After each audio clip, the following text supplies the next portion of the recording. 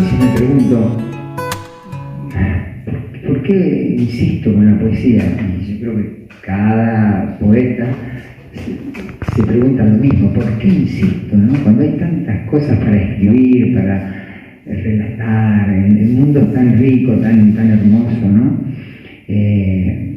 Como decía el abuelo de Saramago, ¿no? Dice, el mundo es tan hermoso y yo me tengo que morir, decía, ¿no? Ya estaba sabiendo que se iba a morir, pero decía, el mundo es tan hermoso y yo me tengo que morir. Y es verdad, el mundo es tan hermoso y yo estoy escribiendo poemas, ¿no?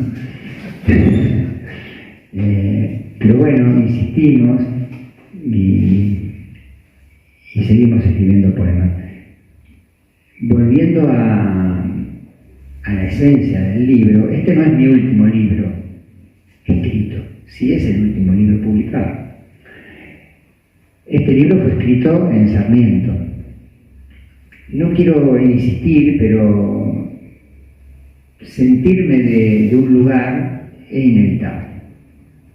En la literatura argentina, un caso que es paradigmático y una referencia es Juan José Saer, que para él el término zona ha sido siempre objeto de,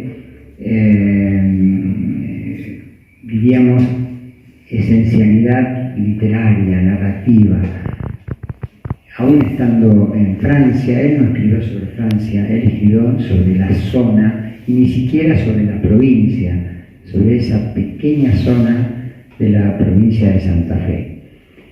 A mí me ha ocurrido lo mismo y no he sido ajeno a eso que planteaba Saer mucho antes de que yo advirtiera que estaba siendo muy local en lo que escribía.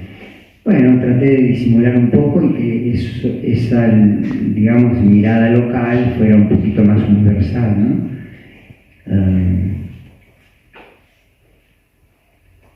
Algo dijiste de la sencillez. A mí siempre me gustó escribir sencillo.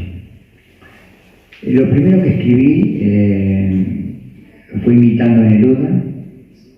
Uno se enamora y imita a Neruda para mandarle a su novia poemas con muchas palabras, con muchos adjetivos. Y después apareció otro escritor, todos conocen, o muchos conocen, que es César Vallejo, y entonces empecé a imitar a César Vallejo porque había otro mundo, ¿no? Y ahí me di cuenta que tenía un camino que iba al fracaso directo, porque iba a ser un imitador de grandes o grandísimos poetas. Y dije, yo no puedo seguir así, porque ahora voy a descubrir a esa edad, 18 años, 19. Lo de Vallejo fue a los 18, 19. No tengo futuro, yo no conozco mis palabras. Conozco a esos poetas porque los he leído, los quiero. Y después uno se da cuenta que uno tiene las palabras con las que habla con sus amigos, con las que habla con su enamorada, con las que habla con sus padres o con las que le hablan sus padres, sus abuelos, que son palabras sencillas, son palabras cotidianas y que a veces no son nada superficiales, ¿no es cierto? Uno sabe de qué se tratan las palabras, porque en definitiva la literatura se trata de palabras, es así, se trata de palabras. Y ahí, casi sin querer, dije, no, yo voy a quemar todo, porque es una manera de empezar de cero. Yo ya no puedo continuar desde acá. Entonces quemé todo absolutamente, me quedé con nada, como si las palabras hubieran vuelto al silencio, ¿no? Y yo necesité partir del silencio. Y empecé a escribir muy sencillamente, con palabras que no fueran poéticas, y si lo eran, bueno, es inevitable, pero que no fueran poéticas, que no hubiera ninguna intencionalidad poética, ni siquiera usando adjetivos especiales o algunas palabras muy hermosas, que las hay, claro,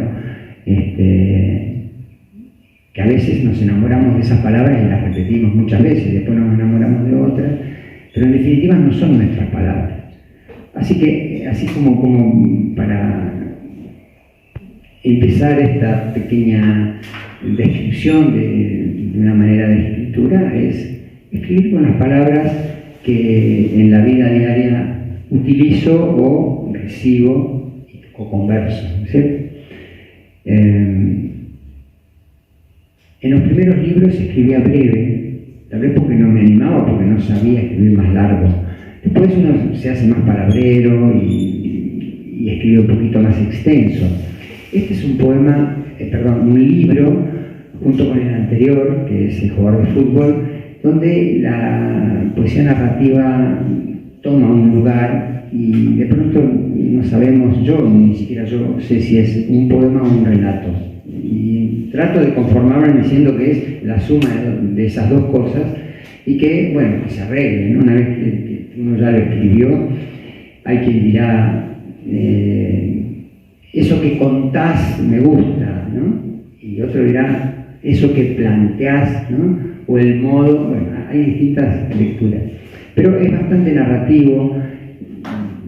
No es que yo sea partidario de la poesía narrativa, hay veces que uno tiene que expresarse con palabras que tengan que contar algo, no necesariamente buscar una abstracción poética, la pureza poética. Es como poner los pies en el barro, digamos, ¿no?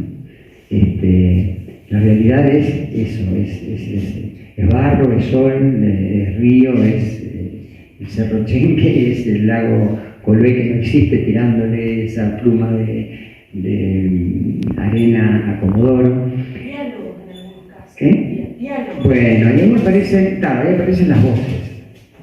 Yo necesité las voces.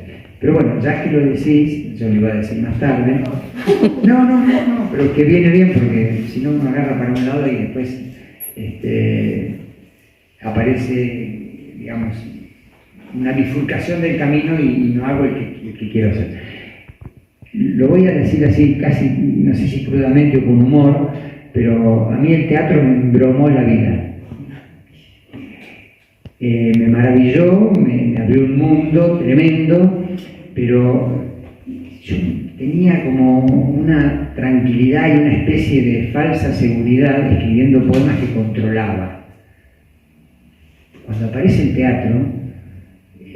teatro en sí, sumado al trabajo con los actores, a la dirección, a la puesta en escena, ahí se mezclan todas las actividades teatrales, ¿no? Lo visual, lo auditivo, bueno, la música, en fin. Entonces dije, no puedo escribir nada más, digamos, de poesía. Estoy en un brete, estoy en un problema. Y sobre todo, bueno, porque descubrí un mundo que, no digo que ignoraba, pero sí desde la escritura. No pensé que el teatro iba a ser tan revulsivo. Y estuve desde el tercer libro al cuarto 16 años sin publicar. Está bien, se me fue la mano, pero no hubo otra manera. Escribía mucho, pero corregía y tiraba mucho, porque había un delay ahí entre aquello que yo creía dominar, que estaba, bastante prolijo, y eso nuevo que surgía, que iba para un lado, iba para otro, ¿no? Había perdido la brújula, y esa es la verdad. Me costó muchísimo. Y yo creo que eso ayudó a este concepto que acabo de decirles, de sin querer entiendo o advierto que empiezo a disfrutar de eso que es el conocimiento, pero el conocimiento de la vida y el conocimiento a través de esas palabras que llevan a vivir o a experimentar cosas que posiblemente los lectores no experimenten, pero bueno, ese ya es otro problema. De modo que esas voces quedaron. Y me gustan esas voces porque son las voces que yo he escuchado. Son las voces que son las voces de todos, son las voces de los que necesitan hablar y en voz alta, o de los que hablan en voz alta para ser escuchados y a veces no son escuchados. Tampoco son cosas demasiado importantes, pero... Sí. O sí. Claro, o sí, o no. Me causó mucha pena. yo acababa de publicar el libro y mientras una viejita con el atado de leña, con las piernas combadas, ya advertirán la procedencia étnica, pasaba siempre por la avenida frente a mi casa con un perro. Había, bueno, un silencio en ella y yo necesité ponerle voces, porque de hecho mientras ella caminaba todos los días llevando esa leñita que la juntaba en las chacras del sauce que se secaba, era para calentarse, ¿no? O para hacer la comida. Y una de las voces que yo incorporo, y acá viene el palincesto, no es que todo ocurrió, porque saben muy bien que una cosa es la realidad y otra cosa es la realidad de las palabras. Son como realidades paralelas. Una vez que un texto, que fuera, del género que fuera, está escrito, lo que está ahí es la realidad de las palabras, no la realidad es otra cosa. Y dice, hubo un accidente en la ruta. ¿Un accidente? ¿Murió alguien? Y esa semana en el pueblo iban dos jovencitos que se habían olvidado algo y cruzaron la ruta de asfalto que va de Comodoro Esquel, y los atropelló un camión. Y bueno, uno de ellos murió. Yo tengo una pena muy grande. Yo digo, lo puse ahí porque no sé por qué lo puse. Y después cuando me enteré de ese hecho, ¿no, Oscar? Fue un hecho muy triste, porque era un menor, un chico que iba al colegio, a secundaria, a la agraria, claro. Y yo digo, qué tremendas son las palabras, ¿no? Uno a veces no toma conciencia, pero las palabras son tremendas. Y después le voy a leer un poema que tiene que ver con las palabras. De una rutina que hacíamos con el vecino, que mientras regábamos charlábamos. De modo que esas palabras tienen que ver con lo teatral, es decir, me permití incluir voces porque el teatro me posibilitó esa valoración, ¿no? Que todas las voces tienen importancia. Tomado, aunque cambiado, de un poema de Fernando Pessoa. Él termina un poema diciendo, haciendo el sonido de la onomatopeya, digamos, o sí, el sonido de del viento, dice, oh, oh, oh, oh, oh, oh, oh. Pone como 30 O en una sola línea, y abajo dice, el viento, allá afuera. A mí me gustó. Eso habla de su río, de su tajo, habla de cosas, no en todos los heterónimos, pero en algunos habla de cosas cercanas a él. Y como yo escribo sobre cosas cercanas, eso particularmente me interesó. No el viento real, ¿no? Sino el viento como metáfora. En una realidad tan conflictiva, tan ricamente conflictiva, siempre uno puede buscar metáforas y es como un viento, ¿no? El viento que arrasa. Hay muchos títulos con el viento. No es nada original, es un patagónico habla sobre el viento, pero cuando estaba armando el libro, yo le puse el viento que hay allá afuera. Ese era el primer título que se me ocurrió, modificando un poco el último verso del poema de Pessoa. Pero después yo advertí que los poemas o me incluían o incluían un allá afuera que no estaba tan allá, que yo me sentía en un acá, y por eso cambié el allá por el acá. Bueno, me parecía también como necesidad de una persona que se compromete, no digo en términos que ustedes puedan imaginar, ¿no? Capacidad comprometida, no, nada de eso. Ese es un tema de orden moral, no poético, el compromiso político o el que fuera. Y advertía que me gustaba estar ahí como testigo, como partícipe, con con mi presencia, y sentía que estaba en ese acá, que yo estaba afuera, no estaba el viento solo. Bueno, es eso. A veces los títulos tardan en aparecer. Hemingway decía que a veces nunca tenía el título, escribía y después escribía títulos. Llegó a escribir 100 títulos y llegó a tacharlos a todos, por ejemplo, ¿no? No es fácil a veces escribir el título. Y me va a entender José Luis, a veces el título es como un poema más, porque en plástica se dice que el título de un cuadro es una pincelada más. Es símil, ¿no? La poesía, entre otras cosas, es una forma de conocimiento. No de conocimiento técnico, científico, ni mucho menos, ni de datos precisos, sino de conocimiento de eso que uno es, o que es lo otro, o que es el mundo, ¿no? Y para mí, ya en este momento, después de haber escrito mucho y de ya, en fin, tener muchos años, es una forma de conocimiento. Cuando no es una forma de conocimiento, ya no me interesa. No, solo para pintar algo y decir esto es así, como que yo ya lo sé todo, y a mí ya no me interesa escribir ese tipo de poesía. Pero cuando me zambullo y veo que voy como, bueno, a tientas o a ciegas, y hay cosas que de pronto hacen ruido o hacen sonido, y descubro cosas que no conocía, ahí me interesa. Y cuando estoy en aprietos, como cuando uno va perdiendo al ajedrez por goleada, ese es el mejor momento, no como cuando uno va ganando, cualquiera, ¿no? Se alegra si va ganando. Entonces cuando voy perdiendo ante ese texto o ante esa cita que traje al poema para confrontar con mis palabras, a veces desde la ignorancia, ¿no? Es lo que me mueve, me interesa.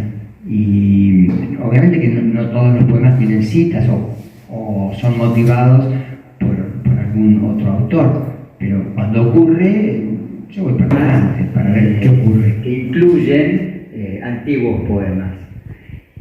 Son aquellos poemas que el tiempo los ha puesto en una situación difícil y que merecerían o necesitarían tal vez una actualización, no porque aquello ya esté, digamos, perimido, sino porque la realidad a veces no tiene memoria. Parece un enfermo crónico que vuelve a empezar, ¿no? Es decir, la realidad nos sorprende con una monotonía que no queremos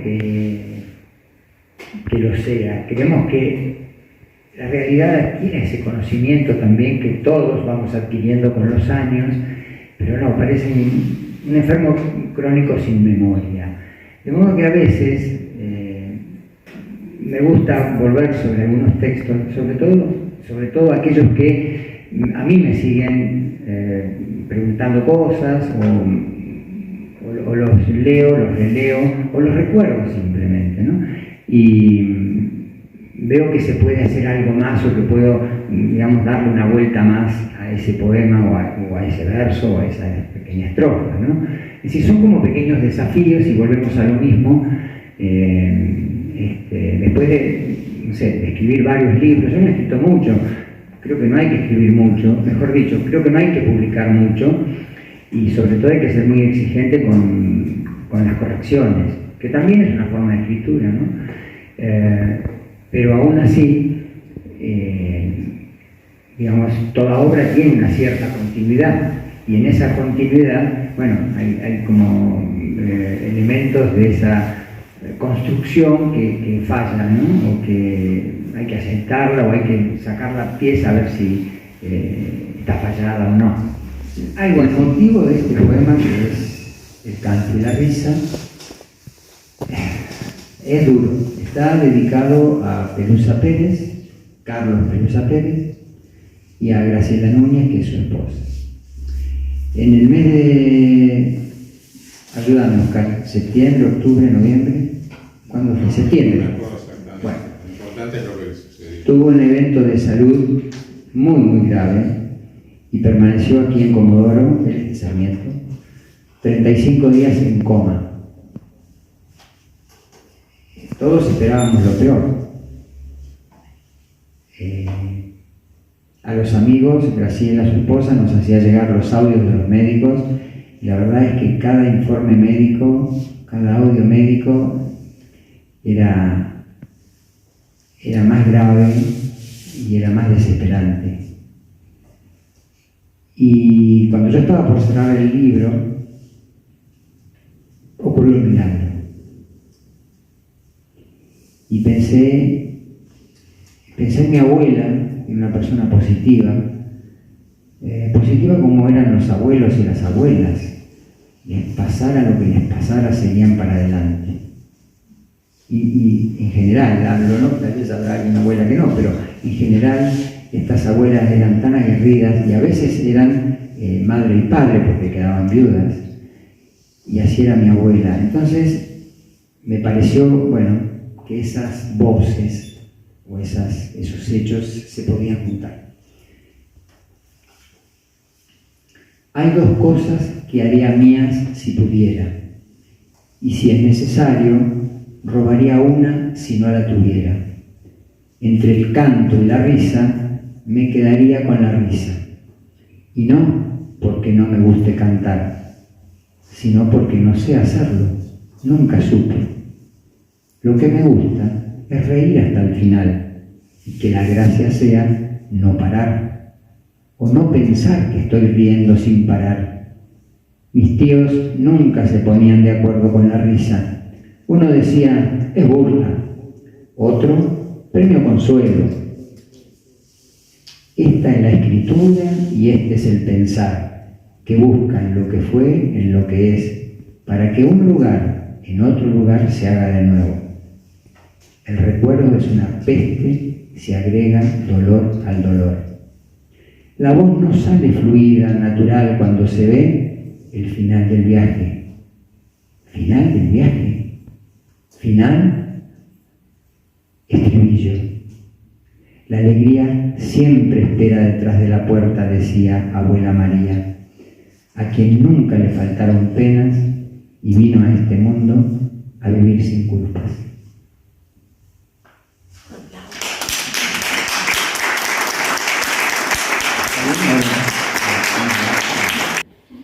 Estamos hablando bueno, del amor también, ¿no? Estamos hablando de cómo un amigo puede defender a otro amigo en una situación así. Sí.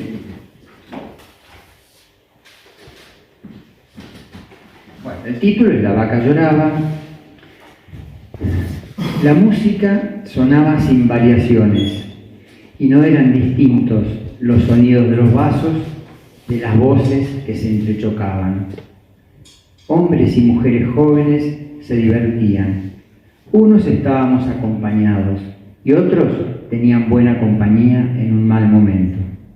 La vaca lloraba como un chico por una mujer que lo había rechazado. Alguien de la mesa de al lado se reía por ese llanto atormentado de un hombre. El que estaba reconfortando a la vaca agarró al otro de las solapas y lo amenazó, masticando las palabras con rabia. ¿Te rompieron la cara alguna vez? El otro no dijo nada. ¿Qué iba a decir? Lo soltó. Le dijo si sabía lo que era el dolor. Le dijo si sabía lo que era el amor. Estoy borracho, dijo la vaca, con unos cuantos tragos de más. Borracho de amor, dijo su amigo. Hay hombres que se pelean por uno y nos enamoramos de mujeres que no se fijan en nosotros. No es cruel, dijo la vaca. No sé qué es el amor, dijo el otro avergonzado. Mejor que no sepas, dijo el amigo. Yo quise decir algo. Hubiera tenido que elevar la voz para que pudieran oírme. No me animé. ¿Quién era yo para no creer en la pureza de lo fortuito? Tenía más o menos nuestra edad. Aquí está Angelina, está Oscar, que la conocieron. Es una joven que fue desaparecida en La Plata en el año 77, estudiaba psicología.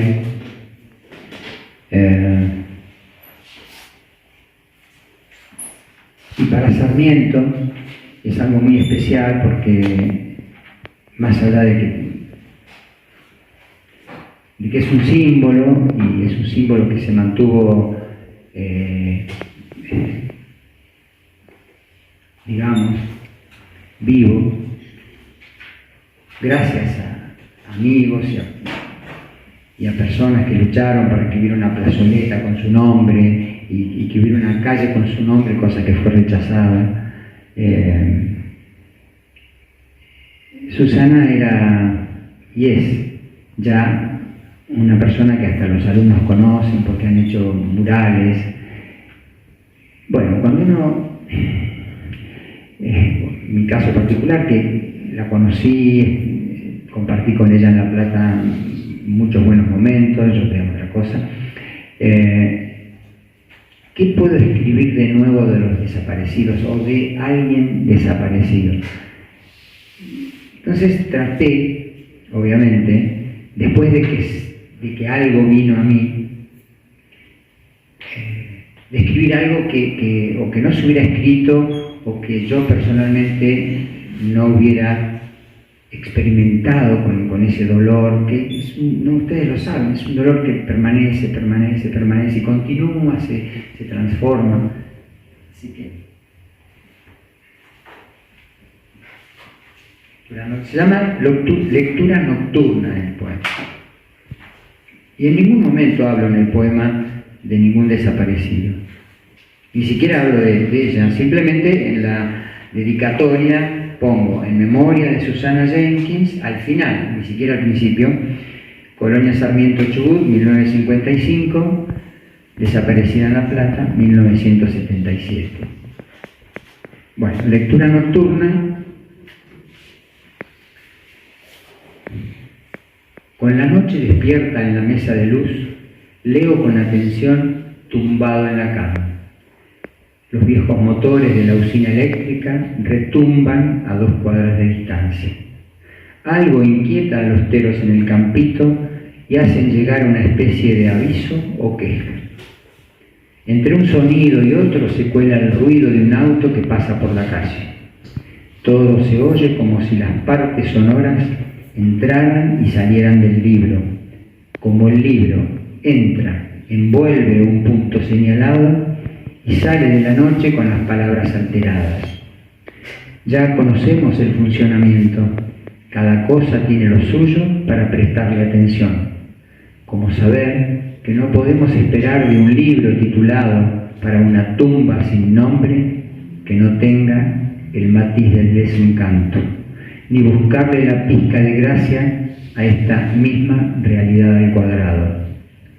El libro quiere hacerse oír como los ruidos en la calle, y en la variación es otro el título que deletreo, Para un nombre sin tumba. Hago lo que puedo con la lectura quebrada. Al pasar las páginas se me traban los dedos, y al llegar el sueño, una mano piadosa me cierra los ojos. No me sorprendería que algunas estrellas bajaran a preguntarnos por la extraña luminosidad del